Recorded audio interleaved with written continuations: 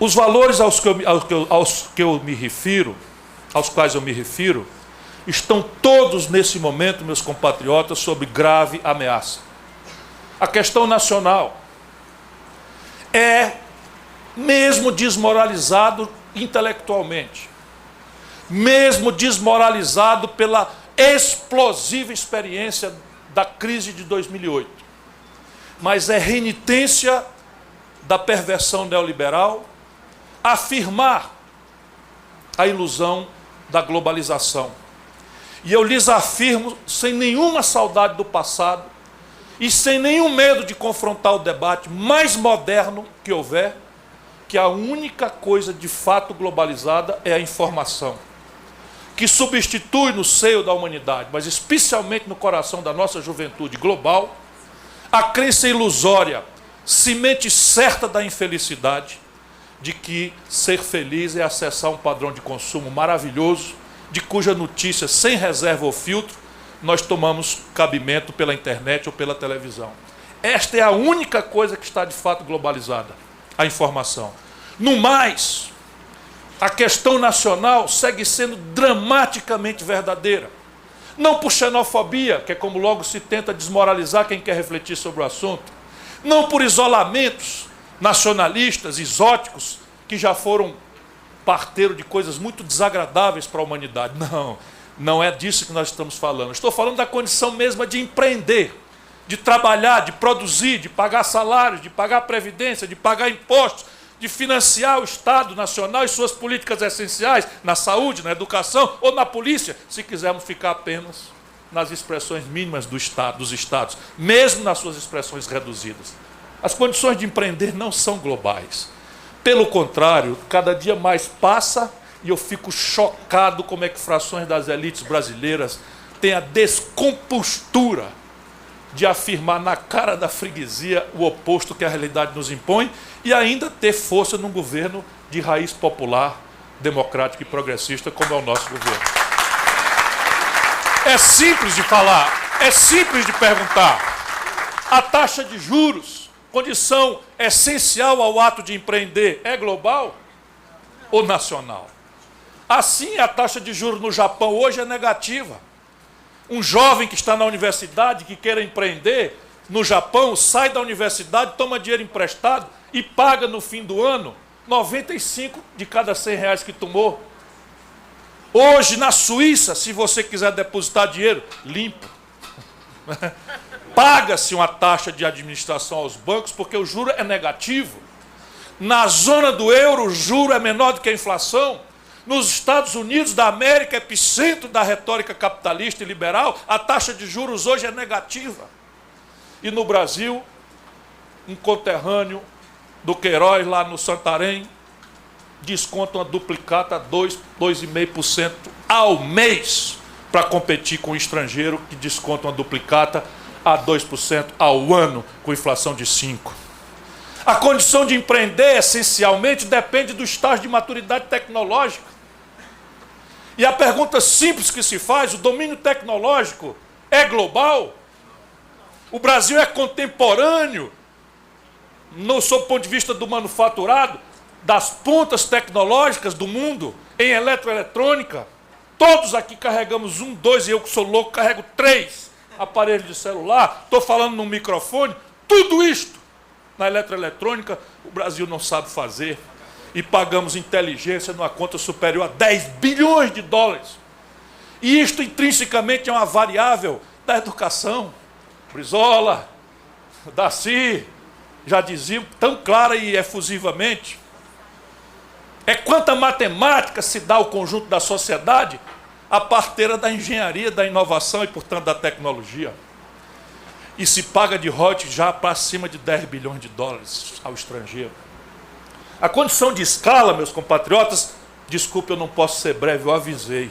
A China produz numa única fábrica em Shenzhen 1 bilhão de camisetas por mês. De maneira que é mais barato o preço final do que custa produzir na Sulanca de Caruaru a mesma camiseta ou mesma calça jeans. Porque todo mundo sabe que se você compra em tal escala, o preço de custo é muito mais barato. E basta ganhar uma fração de centavo por unidade.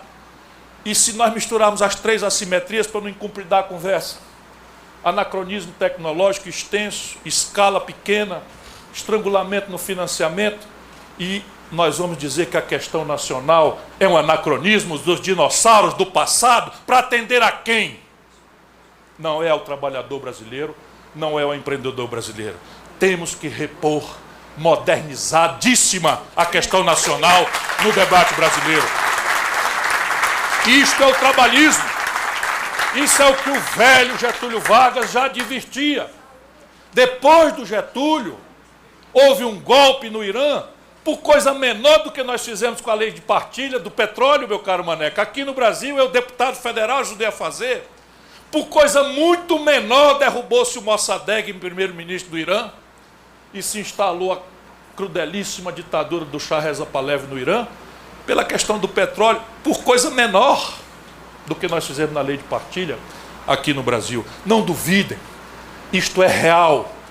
E como não se racionaliza o debate, vem-se para a tentativa de desmoralização, de deboche, de descrença da política, que é a linguagem da democracia. A questão social.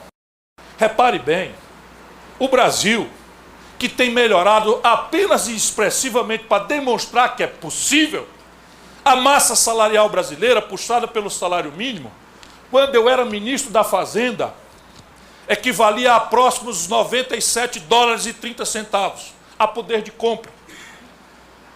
Eu dizia, no fim do governo Fernando Henrique, que o salário mínimo brasileiro tinha poder de compra equivalente a 76 dólares, que era perfeitamente praticável, a gente andou junto dizendo, trazer de volta o salário mínimo brasileiro a um poder de compra equivalente a 100 dólares. Fui chamado de mentiroso com essas letras todas. Pois bem, quando o Lula tomou posse, com ganhos de produtividade extraordinários da economia brasileira, por anos, sem se transferir para o trabalhador, o salário mínimo a poder de compra não foi a 100 dólares, foi a 320 dólares.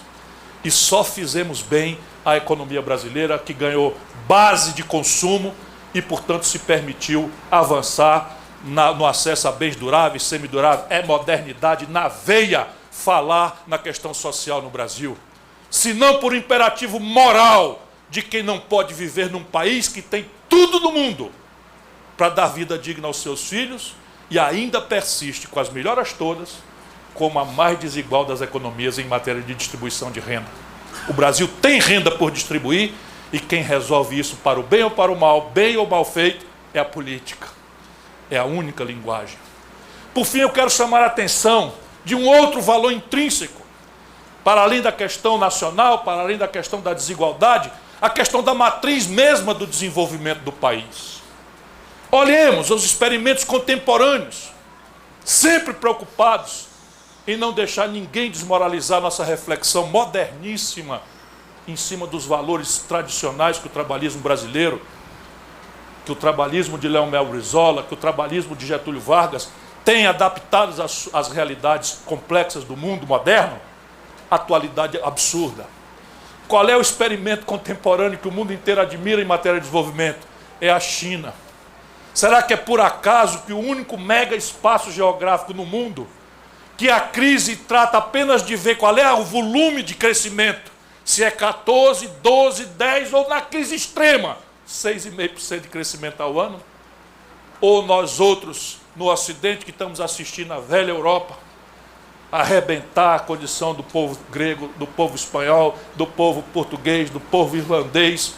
E não duvidem, vai se expandir para o povo italiano, vai se expandir também para o povo francês, até a hora que a brutal desigualdade nas condições de produzir da Alemanha e da Inglaterra se impuserem como definitiva realidade vis-à-vis a condição diferente dos outros, que o euro não resolve, pura e simplesmente. Por que nós brasileiros temos que replicar esta estupidez? Qual é o país da América Latina mais estável sob o ponto de vista de desenvolvimento? O Chile. Justo aquele que não praticou a sandice neoliberal. Qual de todos é o país que mais evoluiu na América Latina? A Argentina, que chegou a ponto de esterilizar sua estrutura de poupança pública. Se desindustrializou quase ao resto do chão. não por acaso, aquela que foi mais rápido e menos cuidadosamente ao mito neoliberal. Nós estamos aí no meio do caminho. Mas a matriz de desenvolvimento brasileira precisa recelebrar as virtudes, os valores, com métodos modernos, evidentemente, do que se chamou no passado nacional-desenvolvimentismo. Por um simples fato, o espontaneísmo individualista das forças de mercado, meus compatriotas, jamais produziu sozinho nenhum experimento civilizatório de êxito. Jamais! Alguém pode chocar para mim o sistema norte-americano, a não ser que não conheçam a força da encomenda governamental, enfim, da substituição de importações, a pretexto de defesa, a pretexto da corrida aeroespacial, seja do que for, ou como os americanos manipularam a ferramentaria que a sua retórica abomina para esconjurar a crise de 2008, cujo epicentro foi lá. Não tenhamos perplexidade, eu não lhes quero aborrecer muito mais do que já estou fazendo. Eu apenas estou dizendo que não venho para o PDT, para nenhuma festa,